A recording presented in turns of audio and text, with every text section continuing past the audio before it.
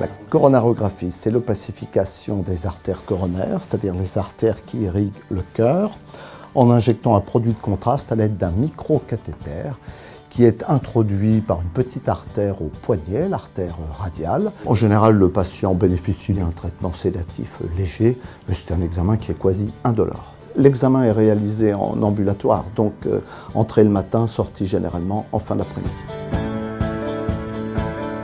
Cet examen, devenu plus simple, permet de dépister d'éventuelles maladies des artères. C'est ce qu'on appelle une coronarographie diagnostique.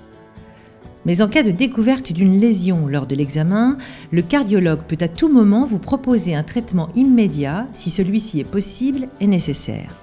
Il vous informe alors du bénéfice-risque. La coronarographie devient alors un acte thérapeutique, évitant ainsi une seconde intervention. On détermine où sont les rétrécissements dans les artères chez les patients suspects d'angine de poitrine ou menacés d'infarctus, ce qui permet de déboucher l'artère. C'est un examen qui est bénin, qui nécessite bien entendu un consentement éclairé. Il n'y a pas de geste absolument sans risque, mais le risque est vraiment extrêmement faible pour opacifier les artères. Chaque cas est donc traité de manière spécifique, mais toutes les interventions ont un point commun, elles suivent un protocole précis et normé qui rend cette intervention de plus en plus facile.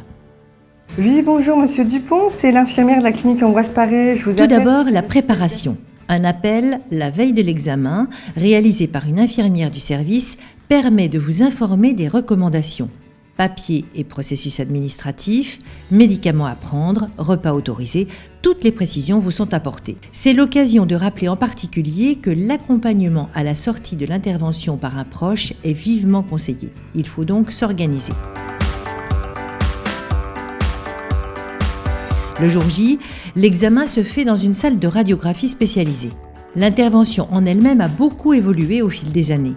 Autrefois réalisée par voie fémorale, elle nécessitait un processus plus lourd et une hospitalisation plus longue. De nos jours, par voie radiale, cet examen est moins contraignant. Il limite le risque de complications et ne nécessite pas d'anesthésie générale. On peut me poser des questions pour mettre mon bras d'une telle ou telle façon. On voit vraiment que c'est vraiment de la chirurgie quand même assez sophistiquée. L'examen permet ainsi de communiquer avec le cardiologue durant l'exploration, et ce dès le début de l'introduction d'un petit cathéter au niveau du poignet.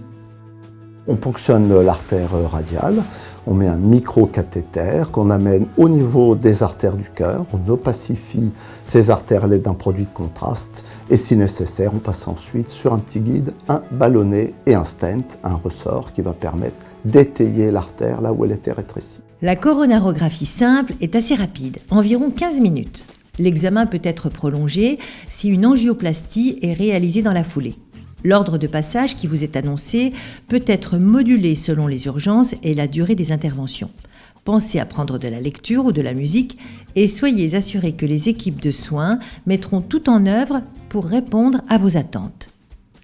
Durant cette intervention, la pression artérielle est surveillée et un électrocardiogramme est également mis en place. Si rien n'est détecté ou décidé durant l'intervention, la sortie pourra s'effectuer dans la journée. Après l'examen, il est recommandé de ne pas porter de charge ni de réaliser de menus travaux afin d'éviter la survenue de complications telles que l'hématome. Il est conseillé de respecter une bonne hygiène locale. Ce matin, je suis arrivé à 9h30, on m'a mis en condition, je suis passé vers 12h, je suis ressorti 13h50 et pour 17h, je vais quitter les lieux. Très bien entouré de personnes très compétentes. J'ai pas vu le temps passer, c'est ça qui est agréable. Quand on est dans des bonnes mains, on se laisse aller, sans inquiétude. On n'a pas mal ni rien du tout, ça se passe très bien. Tout le monde m'a rassuré, du début en entrant jusqu'à ça a terminé. Sincèrement, il n'y a pas à avoir de préhension à avoir. Il n'y a pas lieu d'avoir peur. En cas de geste thérapeutique décidé lors de l'intervention, il sera parfois nécessaire de prévoir une nuit sur place pour observation. La sortie sera organisée le lendemain matin.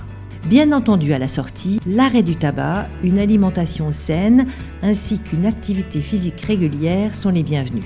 Suivre scrupuleusement les prescriptions médicales, en particulier après la pose d'un stent, est indispensable. Vous pouvez solliciter à tout moment le personnel de soins qui n'a qu'un objectif commun, vous satisfaire.